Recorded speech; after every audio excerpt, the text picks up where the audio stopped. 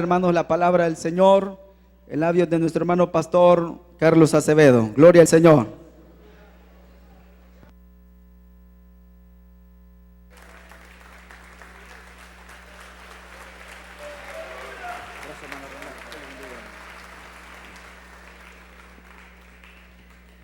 Gloria al Señor. Que Dios les bendiga, hermanos y hermanas. Sean bienvenidos, bienvenidas en esta noche. Damos gracias al Señor por su fidelidad, por su misericordia y por esta gran oportunidad que Él nos da de congregarnos, de reunirnos y de bendecir su nombre. Amén. Vamos a abrir la palabra del Señor en esta noche, en el Evangelio según Marcos. Evangelio según Marcos,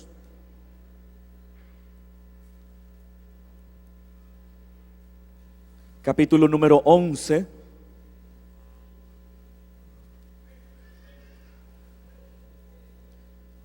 Y vamos a leer del versículo número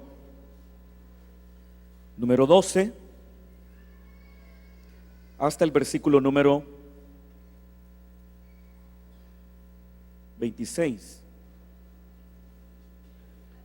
Marcos capítulo número 11, versículos del 12 al 26. La palabra del Señor dice: al día siguiente, cuando salieron de Betania, tuvo hambre, y viendo de lejos una higuera que tenía hojas, fue a ver si tal vez hallaba en ella algo. Pero cuando llegó a ella, nada halló, sino hojas, pues no era tiempo de higos. Entonces Jesús dijo a la higuera: nunca jamás coma nadie fruto de ti. Y lo oyeron sus discípulos. Vinieron pues a Jerusalén, y entrando Jesús en el templo, comenzó a echar fuera a los que vendían y compraban en el templo, y volcó las mesas de los cambistas y las sillas de los que vendían palomas, y no consentía que nadie atravesase el templo llevando utensilio alguno.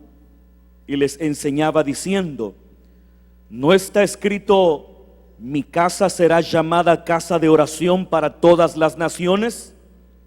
Mas vosotros la habéis hecho cueva de ladrones. Y lo oyeron los escribas y los principales sacerdotes, y buscaban cómo matarle, porque le tenían miedo, por cuanto todo el pueblo estaba admirado de su doctrina. Pero al llegar la noche, Jesús salió de la ciudad.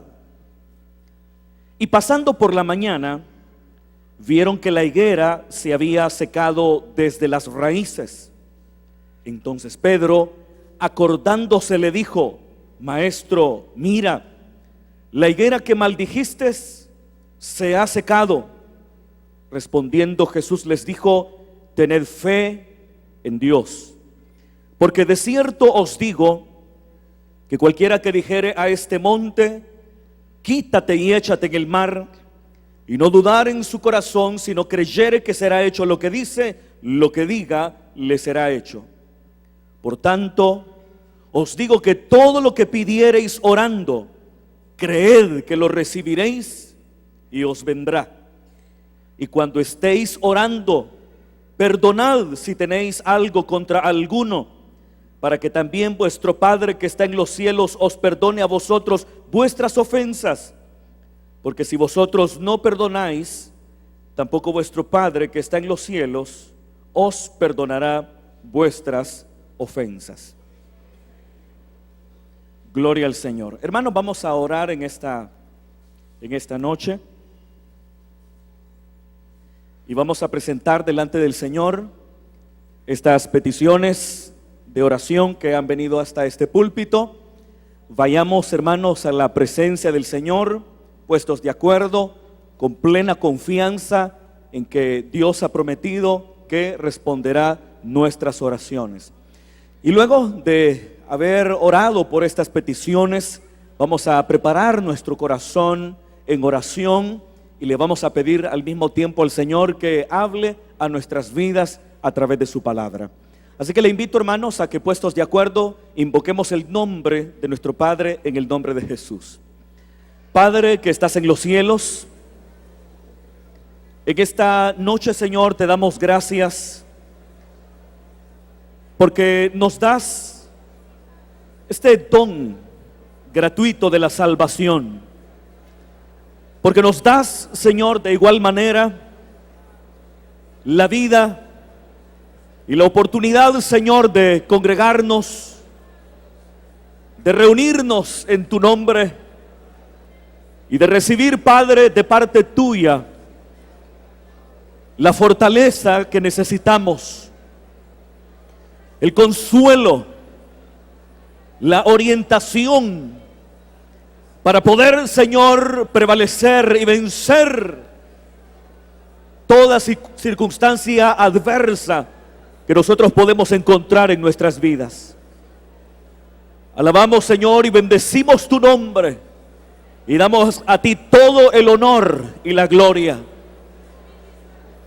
Señor, en esta noche ponemos en tus manos cada una, Señor, de estas peticiones que han venido hasta este púlpito. Señor, tú conoces los nombres de cada uno de tus hijos e hijas que están en estas notas. Tú conoces también, Padre, sus peticiones, sus necesidades.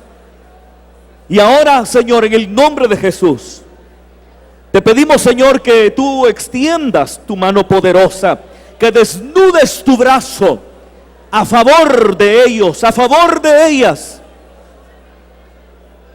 de manera tal, Señor, que puedan recibir de parte tuya una respuesta integral, oportuna, a través de la cual tu nombre sea glorificado y tu palabra una vez más confirmada. Sana a los enfermos. Provee, Señor, para las necesidades diversas. Restaura esos matrimonios deteriorados. Que retorne la armonía, Señor, a esas familias, a esos hogares. Guarda y protege, Señor, a todo aquel que está siendo amenazado o extorsionado. Trae restauración para el perdido, salvación para el que no te conoce. Señor, en tus manos estas peticiones, y te rogamos en el santo nombre de tu Hijo Jesús, que glorifiques tu nombre respondiendo a cada una, Señor. Gracias, Señor. Bendecimos tu nombre, Señor, bendecimos tu nombre. Señor, en esta hora también queremos orar para pedirte, Señor, que nos bendigas a través de la exposición de tu palabra.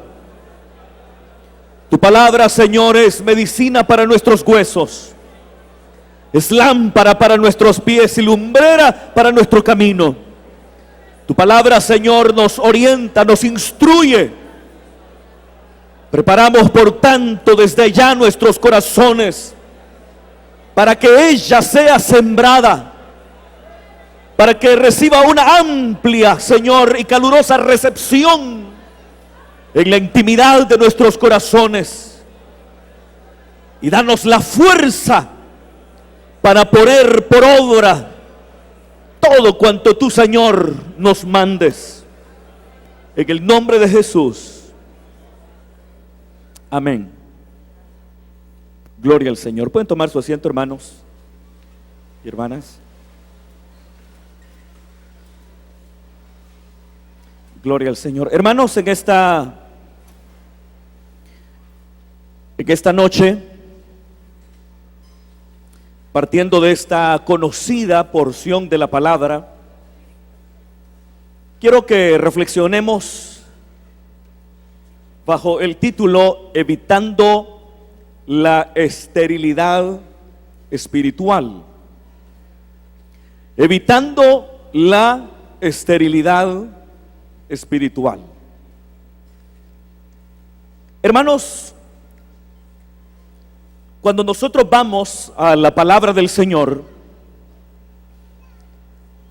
notaremos que Dios siempre ha esperado y espera que aquellas personas a las cuales Él se ha revelado puedan vivir el tipo de vida que Él espera que estas personas puedan vivir. O quizá dicho en un lenguaje más bíblico, el Señor espera que quienes hemos sido objeto de su bondad y revelación podamos dar a Él los frutos correspondientes, de manera tal que Dios pueda verse agradado con el estilo de vida fructífero que cada uno de nosotros ha de vivir.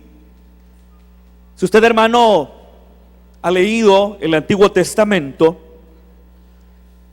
recordará que Israel, que fue el pueblo del pacto en el Antiguo Testamento, fue comparado en repetidas oportunidades a la higuera. La higuera era un árbol muy popular, muy conocido en el oriente, y era un árbol que era conocido también por ser un árbol muy fructífero, ya que de 12 meses en el año, la higuera producía higos o producía frutos 10 meses, es decir, que casi en cada etapa del año las higueras estaban produciendo frutos. Y desde el momento en que los profetas del Antiguo Testamento ilustraron a Israel a través de la figura de la higuera, se da por sentado que Dios esperaba que ese pueblo que había sido objeto de su amor y de su revelación pudiera retribuirle a su Dios los frutos correspondientes al amor y a la revelación que habían recibido. Cuando vamos al Nuevo Testamento, notaremos también, y en esta ocasión en palabras del Señor Jesús, que Él espera que nosotros podamos producir fruto. Tenemos aquella famosa parábola, hermano, de la vid, a través de la cual el Señor, hermano, nos presenta como pámpanos, y que Él espera que nosotros, siendo pámpanos, podamos dar fruto para el Señor. Y tanto agrada y honra a Dios el que sus pámpanos den fruto, que el mismo Señor Jesús dijo que todo el pámpano que da fruto, el Padre lo limpia con el objeto que éste pueda seguir produciendo más fruto. En contraste, todo aquel pámpano que en él no permanece y que por obvias razones no produce ninguna clase de fruto, será desechado, será cortado y será lanzado al fuego. Entonces, partiendo, hermanos, de estas dos ilustraciones, la de la higuera en el Antiguo Testamento, a través de la cual se ilustraba a Israel, y la figura de los pámpanos, a través de los cuales se ilustraba a la iglesia del Señor en el Nuevo Testamento, podemos concluir lo que decíamos en el inicio de este sermón, que el Señor espera que todos y cada uno de nosotros lleve fruto en su vida para la gloria del Señor. Porque no dar fruto para el Señor equivale a decir que nosotros llevamos una vida espiritual. una vida espiritual que es estéril. El texto, hermanos, que he tomado en esta ocasión es un texto, hermanos, que está por demás decirlo, es un texto sumamente interesante. Un texto, hermanos, en el cual se nos presenta la maldición de una higuera a las afueras de Jerusalén. Jesús acababa de hacer su entrada en la ciudad de Jerusalén. Había desarrollado por algún tiempo su ministerio en Galilea, pero él mismo se dio cuenta que había llegado su momento de cumplir con el propósito que el Padre tenía con él. Sabiendo entonces que el tiempo de ir a Jerusalén había llegado, entonces el Señor afirma su rostro y emprende el largo camino de la región de Galilea hacia la región de Judea, particularmente a la ciudad de Jerusalén. Entonces Jesús tiene una entrada que algunos llaman la entrada triunfal, en donde Jesús es aclamado por aquellas personas que se encontraban en esa ciudad. De acuerdo al Evangelio según Marcos, cuando llega la noche del día en que Jesús hizo su entrada triunfal, según muchos dicen, a Jerusalén, el Señor pasó la noche no en la ciudad, sino que Él pasó la noche en Betania, que era una aldea muy pequeña que se encontraba a escasos 3 kilómetros de Jerusalén. Es muy probable que esa noche Jesús la pasara con sus amigos María, Marta y Lázaro, ya que este trío de hermanos eran oriundos y habitantes de Betania, y el Señor Jesús tenía una estrecha relación con ellos. No lo dice el texto bíblico, pero pudiéramos pensar que el Señor Jesús pasó con toda probabilidad la noche en casa de sus amigos que vivían en Betania. Cuando empieza un nuevo día, el Señor se dirige hacia Jerusalén. Ya lo dije, Jerusalén se encontraba a escasos 3 kilómetros de Betania, donde él había pasado la noche. Pero cuando iba de camino hacia Jerusalén, el Señor tuvo hambre. Entonces dice la Escritura que él vio una higuera frondosa, una higuera que aparentemente era muy fructífera, y se dirigió hacia ella y empezó a buscar en medio de ella fruto con el propósito de comer y de esta manera poder saciar el hambre que tenía a esas horas de la mañana. Sin embargo, el Señor no encontró fruto, y el evangelista hace la aclaración que no había fruto por una razón, porque no era el tiempo para que una higuera produjera fruto, sino que la higuera estaba exactamente siguiendo los ritmos que Dios le había puesto. Más o menos estamos hablando del mes de marzo, y en el mes de marzo pues todas las higueras tenían hojas y no tenían frutos. Y no era porque la higuera fuera estéril, sino que simple y llanamente no había llegado el tiempo en que la higuera produjera los frutos de acuerdo a los tiempos que el Dios creador le había dado al árbol de la higuera. Entonces, pero cuando Jesús ve que no tiene fruto, inmediatamente la maldice diciendo: nunca jamás coma nadie fruto de ti. Maldijo la higuera porque no encontró fruto en ella, aun cuando no era el tiempo para que las higueras produjeran fruto. Entonces el Señor continúa su camino, y es a partir de ahí cuando se nos relata lo que se conoce como la purificación del templo.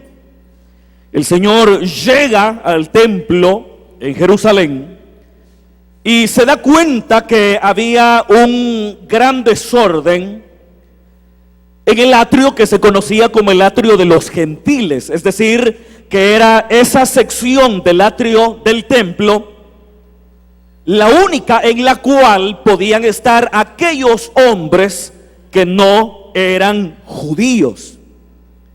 Entonces, cuando el Señor llega, se da cuenta pues que hay un gran desorden.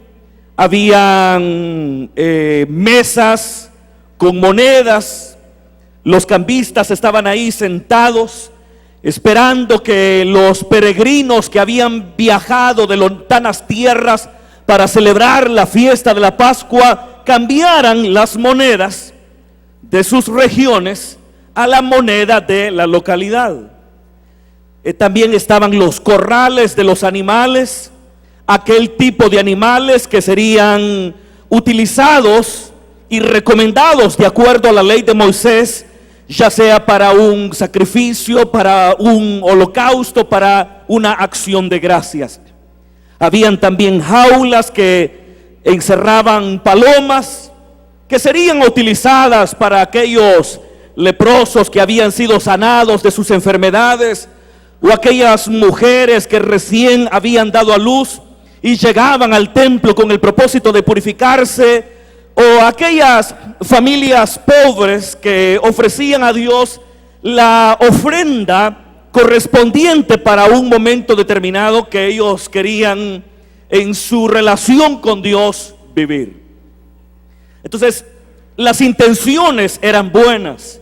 Las mesas de los cambistas lo que pretendían era facilitar el trabajo a los peregrinos, porque ahí se cambiaban las monedas extranjeras a la moneda de la localidad, de manera tal que los peregrinos, recordemos que estamos en la víspera de la fiesta de la Pascua, una de las tres más grandes celebraciones de Israel, que prácticamente hacía que cientos de miles, y no exagero, sino que cientos de miles de judíos de todas partes del mundo llegaran hasta Jerusalén y particularmente hasta el templo. Entonces, para no tener que cambiar moneda, no tener problemas con las monedas, ahí había un lugar donde cambiarlas. No tenían que viajar con animales desde sus tierras, sino que ahí mismo podían comprarlas de manera tal que pudieran ofrecerlas a Dios. El detalle está que eso se había salido de control, aun cuando la intención era buena. No obstante, eso se había salido de control, de modo tal que prácticamente se había convertido en un negocio de la élite religiosa de la época. Entonces, lo que el Señor Jesús hace es que empieza a volcar las mesas de los cambistas, rompe las jaulas y deja ir las palomas, desbarata los corrales de los animales y los suelta al tiempo que empieza a enseñarle a la gente la razón por la cual está haciendo eso. Luego el Señor regresa por la noche al lugar probablemente donde pasó la noche anterior, y luego amanece y regresa otra vez a Jerusalén al siguiente día. Cuando están caminando, dice la palabra del Señor que los discípulos vieron que la higuera que el Señor había maldecido el día anterior se había secado. Se había secado. Y a partir de ahí, el Señor les da 3 lecciones que vamos a tratar de reflexionar de manera sencilla. Ahora, es interesante, hermanos, notar cómo Marcos, a diferencia de Mateo, presentan estos relatos. Porque mientras Mateo nos dice que cuando la higuera fue maldecida, los discípulos vieron que la higuera se secó de manera inmediata frente a sus ojos, Marcos nos dice que no fue así, sino que los discípulos se dieron cuenta que la higuera se había secado, pero hasta el día siguiente. Ya ahí, hermano, vamos notando un detalle interesante en la manera en que ambos evangelistas relatan un mismo suceso. Mientras Mateo nos dice que los discípulos ven que la higuera es maldecida hasta sus raíces frente a sus ojos, después de pronunciadas las palabras de maldición del Señor Jesús, Marcos, no obstante, nos dice que los discípulos pudieron darse cuenta que la higuera estaba seca, pero hasta el día siguiente de maldecida. Ahí hay un detalle que nos muestra que hay algo que Marcos nos quiere mostrar. Por otro lado, el incidente del templo, lo que se conoce como la purificación del templo, es puesto justamente en medio del relato de la higuera. Mientras que Mateo nos da un solo relato, Marcos lo parte en 2, y en medio del relato de la higuera interpola la purificación del templo, cosa que no hace Mateo, porque Mateo relata la maldición de la higuera en un momento y luego la purificación del templo en otro momento. Entonces Marcos quiere señalar justamente algo al interpolar el relato de la purificación del templo entre el relato en el que la higuera es la imagen dominante. Por otro lado, también el hecho que Jesús maldijera una higuera cuando ésta no tenía higos, por cuanto no era tiempo de higos, esto también nos da la pauta para entender que hay algo que el Señor Jesús, a través de la maldición de la higuera, quería revelarnos, porque el Señor nunca hace nada descabellado. Todo lo que el Señor hace tiene sentido, aun cuando probablemente no lo tenga para nosotros, mas no obstante, todo lo que Dios hace tiene sentido. ¿Cuántos dicen amén? A veces uno piensa que lo que Dios hace no tiene sentido, pero todo lo que Dios hace es coherente. Todo lo que Dios hace tiene sentido. El detalle está que no lo entendemos, porque los caminos del Señor son más altos que los nuestros, y los pensamientos del Señor no son los nuestros. Y así como están alejados los cielos de la tierra, así también están de distanciados los pensamientos de Dios de los nuestros. Entonces cualquiera pudiera decir: ¿por qué maldijo una higuera si esta higuera está obedeciendo los tiempos en los que debía producir fruto? Lo que ocurre es que hay una lección que el Señor quería mostrar, y la interpolación del relato de la purificación del templo nos va dando una idea de lo que el Señor quería mostrarnos a través de este gesto profético, o de esta parábola en acción que el Señor nos mostró maldiciendo la higuera. La higuera, hermanos, siempre fue la imagen que evocaba a Israel en el Antiguo Testamento. Amén, hermanos. Israel evocaba la imagen de la higuera, y el templo, hermano, era la institución principal que daba vida a la religión judía. Toda la vida judía giraba en torno al templo. La religión judía giraba en torno al templo, y eso siempre fue así. Siempre giró en torno al templo. Y lo que el Señor quería mostrar, como a través de esta manera especial de presentar ambos relatos, la maldición de la higuera, como también la purificación del templo, la enseñanza que se nos presenta acá es cómo se veía o cómo Dios veía la religión judía de su época. La esterilidad de la religión de Israel. Israel, la higuera, el templo, la principal institución de la religión judía. El templo, el que tenía la centralidad en el judaísmo de la época.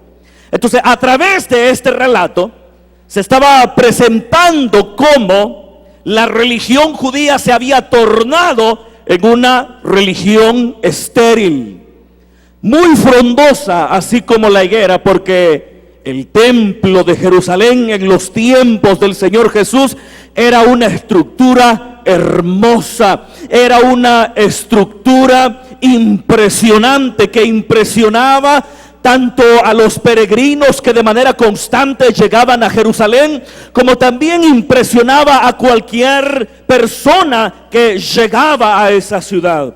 Desde las afueras de la ciudad se podía ver la majestuosidad, la grandeza, la gloria, la hermosura, el esplendor, el resplandor del templo, que, como ya lo dije, era quien jugaba un papel central en la religión judía y que se había llegado a convertir en el orgullo religioso de la nación. Pero aun cuando ellos se sentían orgullosos de su templo, y aun cuando la religión judía y el templo se veían hermosos y llenos de hojas como la higuera, sin embargo había llegado a convertirse en una religión estéril que ya no producía los frutos que Dios esperaba que éste produjera. Y por eso cuando el Señor acaba de botar las mesas de los cambistas y acaba de destruir los corrales y las jaulas de los animales que en el atrio de los gentiles se comerciaba, el Señor les dice en el versículo número 17, no está escrito: mi casa será llamada casa de oración para todas las naciones, mas vosotros la habéis hecho cueva de ladrones. A través de estas palabras, Jesús está dando por sentado que la religión judía había perdido ya el rumbo, había perdido ya el objetivo que a través de la palabra Dios le había marcado. El Señor Jesús utilizó dos textos del Antiguo Testamento, uno de Isaías y uno de Jeremías. Mi casa será llamada casa de oración para todas las naciones, un texto de Isaías 56. Pero ustedes la han hecho cueva de ladrones, un texto de Jeremías capítulo número 7. Estos dos textos del Antiguo Testamento que se encuentran juntos en el versículo número 17 nos muestra dos momentos de la historia de Israel. Por un lado, el libro de Jeremías. El libro de Jeremías es un libro que nos muestra las condiciones de Israel antes del cautiverio babilónico. Y si usted lee, pero eso hágalo en su casa, el capítulo número 7 del libro de Jeremías, donde se encuentra esa frase, cueva de ladrones, usted se dará cuenta que Dios está atacando justamente el orgullo religioso de Israel de los tiempos de Jeremías.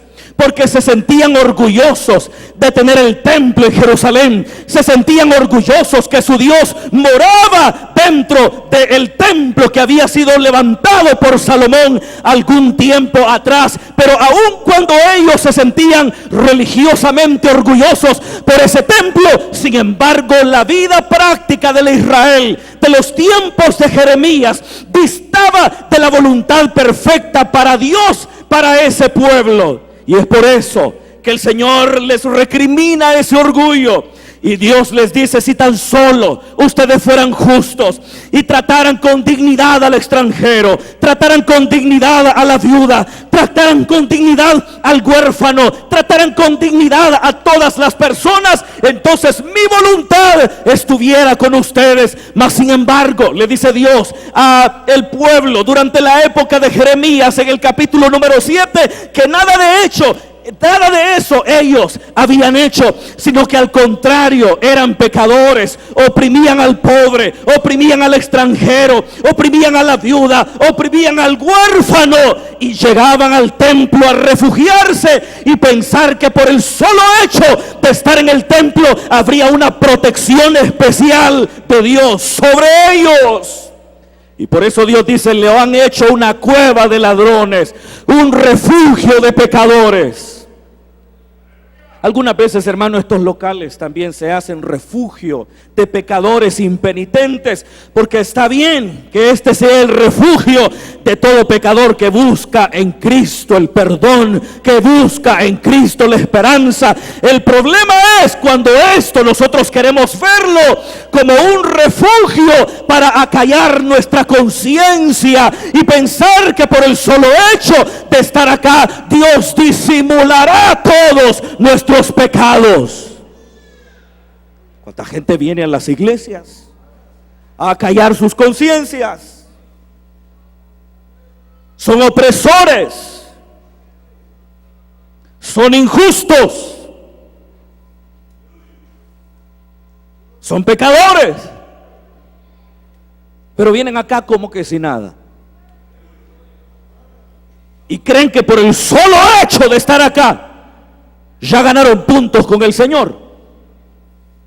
Si nosotros estamos aquí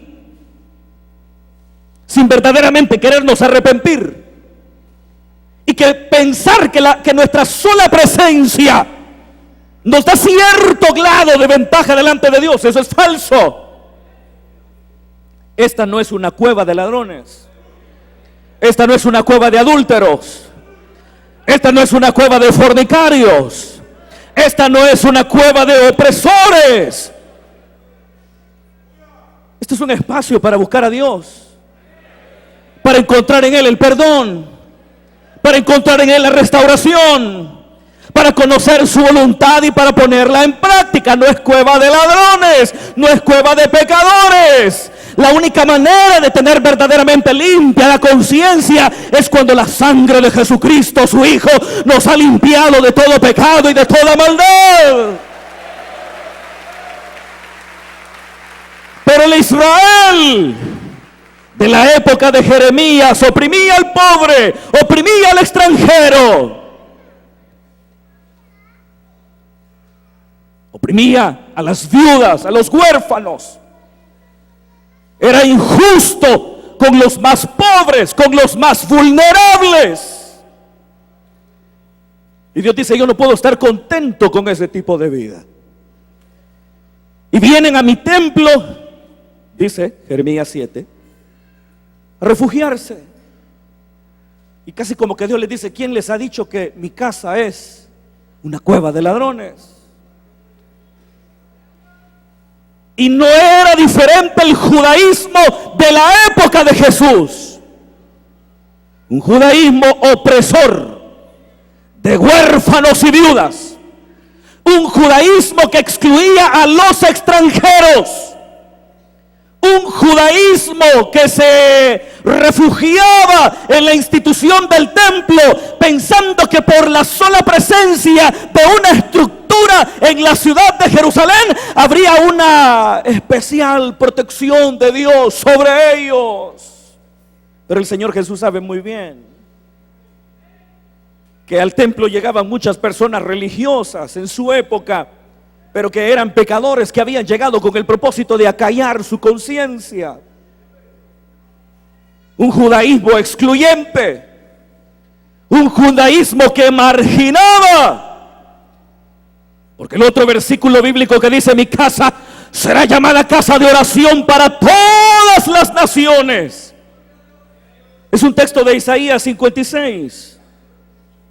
Y como hemos dicho en otras oportunidades, Isaías 56 pertenece a ese momento histórico en el que Israel ha regresado de la cautividad babilónica y cuyo interés es la reconstrucción del templo que había sido destruido por las tropas del rey de Babilonia. Isaías 56 al 66 recoge justamente ese momento histórico de las actividades del remanente que había vuelto de la cautividad y que entre sus objetivos principales estaba la reconstrucción del templo. Isaías 56, usted lo lee también en su casa, notará lo que Dios esperaba de Israel, ya no del Israel de la época de Jeremías, porque la época de Jeremías había quedado en el pasado, sino el Israel de la época de los judíos que habían retornado del cautiverio babilónico. Y Dios quería que el Israel que había retornado del cautiverio fuera un Israel justo,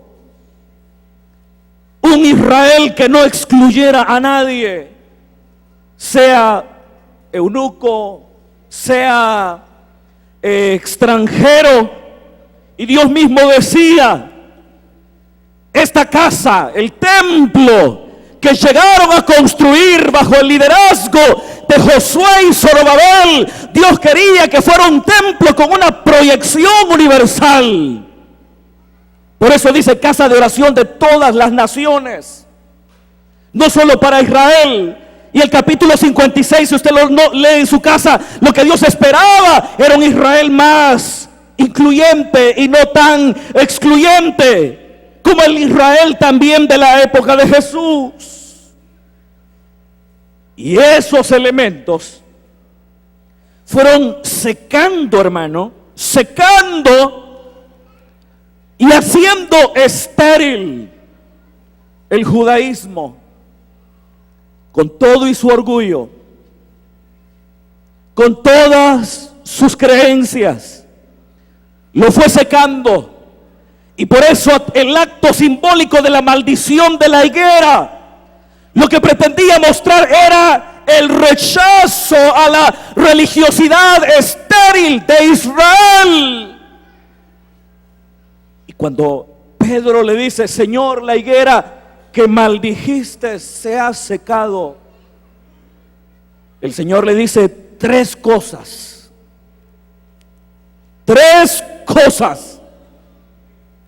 que nos pueden ayudar a nosotros a evitar ser estériles. Porque fíjese, el Señor cuando oye a su discípulo que sorprendido le dice: Señor, la higuera, mira, la higuera que maldijiste se ha secado. Lo que el Señor le dice es: tened fe en Dios. Tened fe en Dios. Si hay algo, hermanos, que a nosotros nos llevará a una vida en la que podamos dar mucho fruto para el Señor, es que nosotros seamos siempre personas cuya fe en Dios sea inquebrantable y sin reservas. Hay momentos difíciles en la vida de todo creyente, tribulaciones, adversidades, y son esos momentos difíciles los que algunas veces golpean nuestra fe, porque nos sentimos abandonados por Dios, porque sentimos que Dios nos ha dejado y que Dios no ha cumplido sus promesas. Mire, hermano, en más de alguna oportunidad probablemente usted se ha sentido así, defraudado, que sintió que Dios no cumplió sus promesas y su fe en Dios se vio tambaleada, se vio golpeada. Y cuando nuestra fe, hermano, mengua, cuando nuestra fe se debilita, estamos en momentos, hermano, muy peligrosos. Momentos en los que Satán tratará de meter en nuestra mente ideas que vayan deteriorando cada vez más nuestra fe en el Señor. Sin embargo, hermanos, esta noche quiero decirle que aún en medio de las dificultades, aún en medio de todas las adversidades que usted pueda vivir en su vida, nunca deje de tener una fe inquebrantable en el Señor. Fíjese, hermano, de pronto uno siente que como que ha cambiado radicalmente el tema, ¿verdad, hermano? Pero hemos estado hablando de la esterilidad, de la esterilidad del judaísmo, la religión judía, y algunas de las razones de su esterilidad. Pero teniendo como contexto la esterilidad de la higuera, el Señor dice: tened fe en Dios. Es decir, que la fe en Dios nos mantiene firmes en todo momento de la vida. Nunca debe faltarnos la fe en Dios, porque aun cuando no entendamos lo que está ocurriendo, nuestra fe inquebrantable en las promesas y en la fidelidad de Dios nos llevará a vivir de victoria en victoria, de triunfo en triunfo, de poder en poder, de victoria en victoria. La fe. Una vez Jesús le dijo a Pedro: Simón, Simón, he aquí Satanás os ha pedido para zarandearlos como al trigo. Pero fíjese lo que el Señor dijo: pero yo he rogado por ti. ¿Pero qué le pidió Jesús al Padre?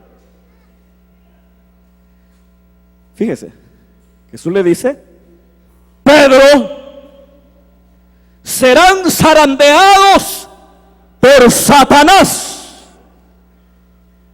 Pero Jesús dice: yo he rogado por ti. Pero aquí viene la pregunta: ¿qué es lo que Jesús le pidió al Padre, siendo que sus discípulos estaban a punto de ser zarandeados por Satán? ¿Sabe qué fue lo que Jesús le pidió al Padre? Dijo: yo he rogado por ti que tu fe no falte. Mira, hermano, ¿quién mejor para interceder que Jesús de Nazaret? Dicen amén. Y si tenemos a Jesús como intercesor, no necesitamos a nadie más. Pero mire, hermano, ¿qué mejor intercesor que Jesús? Y Él sabe lo que verdaderamente necesita un discípulo atribulado. Y por eso cuando Jesús ora al Padre, por esos discípulos que están a punto de ser zarandeados, lo que le pide al Padre es: Padre, que no le falte la fe a mis discípulos. Entonces, eso es lo que no le tiene que faltar a usted en los momentos de dolor, en los momentos de angustia, ante un diagnóstico médico que fue desagradable, ante la pérdida de un ser querido, ante la pérdida del trabajo, ante la conmoción de su entorno, ante los temores en su corazón, ante la probable confusión de su mente. Si hay algo que no debe perder, es la fe inquebrantable en el Dios Todopoderoso. No pierda la fe. No pierda la fe. No pierda la fe. Dios siempre tiene la última palabra. No pierda la fe. Todo cuanto Él permite y todo cuanto Él provoca, al fin y al cabo, será siempre para nuestro bien. No pierda la fe. Aunque oscura la situación, la palabra de Dios es verdad. No pierda la fe en las promesas de Dios, que son en Él sí y amén, para la gloria de su nombre. Fe. Si lo está zarandeando el diablo, fe. Mira, Señor, la higuera que maldijiste. El Señor dice: tened fe en Dios. Qué palabras más poderosas. Si solo con esa frase, mejor solo hubiera dicho esta frase y me bajo del púlpito, hermano. ¿Y para qué hablar tanto, hermano? Tened fe en Dios. La fe y la oración. Algunas veces ya no oramos. Solo oramos cuando venimos aquí, hermano. Y a algunos se les nota que no les gusta la oración, porque aunque oramos un ratito acá, solamente cierran los ojos y no abren la boca para nada, hermano. A menos que oren el pensamiento. Está bien. Pero aquí estamos acostumbrados a ser un poco bulliciosos. Pero no está mal si usted oró con el pensamiento. Pero lo digo por aquellos que no se les ocurre qué pedir, no se les ocurre qué decir. O si se les ocurre qué decir, solamente se les ocurre qué decir los primeros 2 minutos. Del minuto 13 en adelante ya no haya que decir. Y no haya que decir porque la oración no es un elemento que forme parte indispensable de la praxis diaria de su fe. Y Jesús no solo habló de la fe, sino que también habló de la oración. Por eso el versículo 24 dice: todo lo que pidan orando, crean que lo recibirán y les vendrá. Si hay algo que nos ayudará a evitar ser estériles, es que seamos personas que estamos en comunión con Dios. Que hablemos con Dios. Que estemos en contacto con Dios. Ore todo lo que pueda orar. Dios no le va a pedir que ore más de lo que usted puede. Hay hermanas que trabajan fuera de casa y cuando llegan a la casa siguen trabajando. Entonces el tiempo, por ejemplo, de ellas es menor que una ama de casa que se dedica exclusivamente a la casa. Es trabajo. Pero me entiende, hermano, la correlación en estas cosas. Habrá quien tiene un poco más de tiempo que otros. Hay hermanos que no están aquí en la iglesia porque no pueden venir por su trabajo, por sus estudios. Pero si tuvieran tiempo, aquí estuvieran. Y están también aquellos que con tiempo y hasta de sobra no se asoman por acá, solo de vez en cuando. Pero oiga, oración. El Señor habla de la fe y de la oración. De la oración. De estar siempre ante Dios.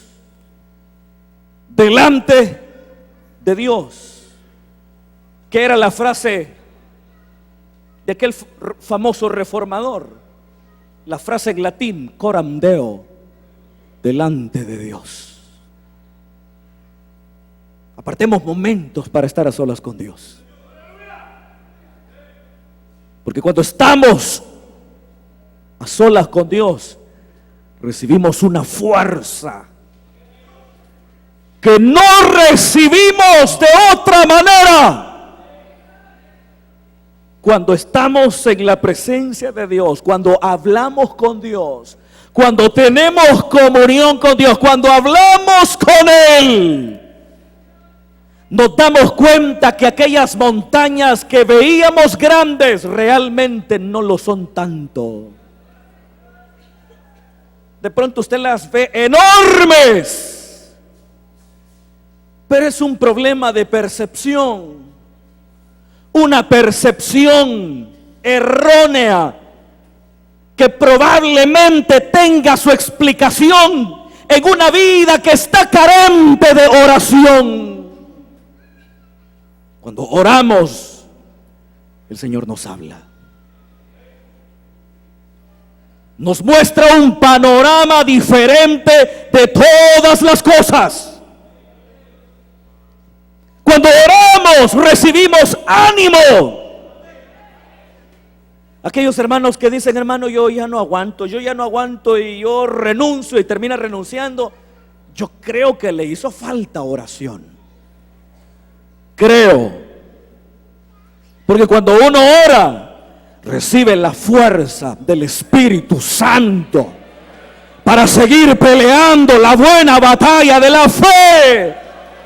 No estamos diciendo que esté mal el desánimo.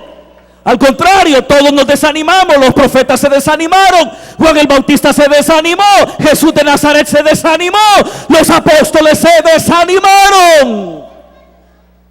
Pero todos de manera invariable recibieron de lo alto la fuerza necesaria para cumplir con la voluntad del Padre. ¿Y en qué momento lo recibieron? Cuando estaban delante del Padre. Cuando Jesús estaba en los momentos más difíciles, se va a orar. Y ahí recibe la fuerza que necesita para cumplir con el compromiso del Padre para con Él. Oración. No descuidemos la oración. Apartemos momentos para orar. Tengamos un lugar para orar. Y vivamos continuamente en la presencia del Señor. Y eso irá dándonos la base, el andamiaje necesario para ser creyentes fructíferos siempre. Y con esto quiero terminar. Y el Señor dijo, y cuando estén orando, perdonen si tienen algo contra alguno, para que también vuestro Padre que está en los cielos os perdone a vosotros vuestras ofensas. El perdón que abona al fortalecimiento de la vida comunitaria. Hermano, cuando nosotros somos personas que no perdonamos las ofensas, inmediatamente nos convertimos en personas espiritualmente estériles. ¿Por qué estéril? Porque a partir de ese momento en el que usted no perdona y ha optado por no perdonar, Dios entonces tampoco a usted le va a perdonar. Hermano, si todos nosotros pecamos todos los días, dicen amén. Todos pecamos todos los días. Debemos hacer un esfuerzo por pecar menos, no descuidarnos, poner en práctica la palabra. Pero todos pecamos. La carta de Juan dice que el que dice que no peca es un mentiroso. Entonces, ¿qué hace uno cuando ha pecado? Le pide perdón a Dios. Le pide perdón a Dios. El problema es que cuando usted no perdona o está enemistado con algún hermano o hermana, Dios no le perdona ni un tan solo pecado. Ni una mentirita le perdona, hermano. Y mire, hermano, que algunas veces nosotros, hermano, acá estamos enemistados a veces con 1, 2 o 3 hermanos. No nos hablamos. Ya sabemos dónde se siente y nos vamos a sentar a otro bloque. Ya sabemos por dónde entra y nos vamos a meter por otra puerta. Nos toca irnos en un bus, usted opta por irse en otro, aunque camine más. Pero prefiere caminar más que perdonar. Entonces, fíjese, hermano, el Señor dijo, mientras oran, perdonen. Porque mire, hermano, también uno de los beneficios de cuando oramos es que nos ponemos tan sensibles a Dios que vamos recobrando la conciencia de aquellos pecados que de ordinario somos inconscientes. Y usted de pronto llega bien tranquilo a la presencia de Dios y ora, y ahí está el Espíritu Santo que le recuerda, que le acuerda que tiene un asunto que está pendiente. ¿Me escucha, hermano?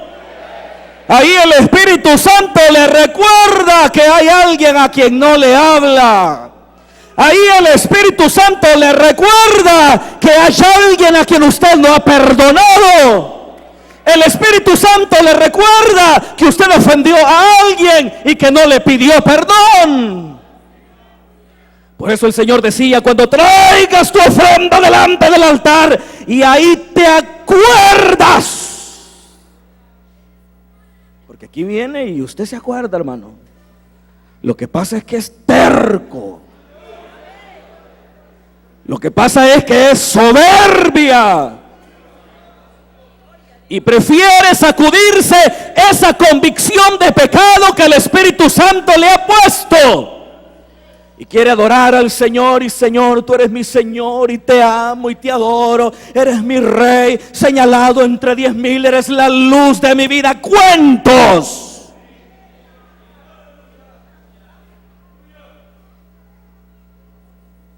Mientras estén orando, perdonen. ¿Qué es lo que dijo el Señor? Y con esto termino. Que si hay algo que hará de nuestras vidas estériles es cuando nosotros rompemos la dinámica de comunión que debe haber entre nosotros. Ese famoso dicho de Satán se ve muy seguido, o esa práctica de Satán de divide y vencerás. Hermano, si nos dividimos entre nosotros, si hablamos mal de nosotros mismos, si nos criticamos entre nosotros, si nos juzgamos entre nosotros, si promovemos chismes de nuestros hermanos, de nuestras hermanas, si ofendemos, si no pedimos perdón, si no perdonamos, hermano, estamos rompiendo la comunión. Y cuando rompemos la comunión, el diablo está ganando ventaja.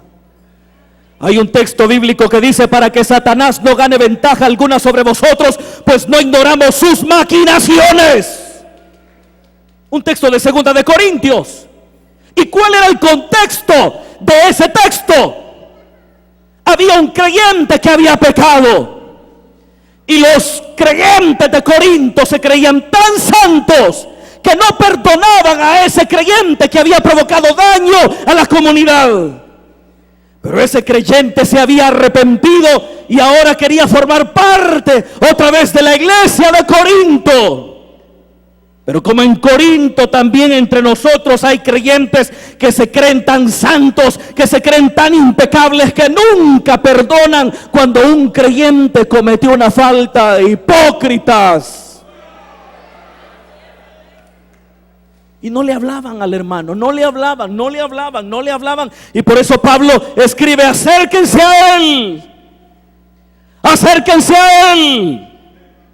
Y es ahí cuando dice: para que Satanás no gane ventaja alguna sobre nosotros, pues no ignoramos sus maquinaciones. Cuando no perdonamos, cuando ofendemos y no pedimos perdón, cuando estamos enemistados entre nosotros, cuando nos dañamos entre nosotros, le estamos dando al diablo una enorme ventaja sobre nosotros, y hará de nosotros personas estériles. Así que Dios nos ayude, hermanos, para que no nos pase lo que le pasó a Israel. Que no nos pase lo que le pasó al judaísmo de la época de Jesús, que se secó y fue desechado por Dios, porque se convirtió en estéril. Y si hizo eso con Israel, Dios nos ayude a nosotros también. Demos gracias a Dios, hermanos. Hermanos, rápidamente, mientras todos están orando, mientras todos están en comunión con Dios, si hubiese alguien que quiere darle su vida a Jesús por primera vez o se quiere reconciliar, yo le pido que levante su mano ahí donde está. Si hubiese una persona, voy a dar solo 2 minutos nada más, porque el tiempo se fue. Así que si hubiera alguien que en esta noche desea darle su vida a Jesús por primera vez, o se quiere reconciliar con Dios, levante su mano y diga: yo quiero hoy entregarme al Señor, o me quiero reconciliar con Él. Aleluya. El Señor está con los brazos abiertos para recibirnos, para perdonarnos. Y esta hora, y en esta hora, el Señor está hablando a su vida y a su corazón. Gloria al Señor. El tiempo, hermanos, se ha terminado, pero quiero dejar todavía un breve espacio. Si hubiera alguien que nunca se ha entregado al Señor, pero que hoy quiere obtener el perdón de los pecados y la vida de Dios, o si alguien, habiéndose entregado al Señor, se apartó, se convirtió en una persona estéril, se alejó, se apartó, pero hoy se quiere reconciliar, hoy se quiere volver al Señor, yo le pido que ahí donde está, levante su mano. Aleluya. Gloria al Señor. Voy a terminar entonces, hermanos, este llamado en esta hora. Y vamos a darle gracias a Dios por su bondad. Y vamos a pedirle: Dios, ayúdanos a que siempre demos frutos para la gloria de tu nombre. Padre, que estás en los cielos, gracias te damos, Señor, en esta noche, por tu bondad y tu misericordia. Gracias porque a través de tu palabra tú nos adviertes acerca del peligro de la esterilidad. Ayúdanos a producir frutos para tu gloria. Ayúdanos a ser personas de fe, de oración, personas que amen y que aprendan a perdonar.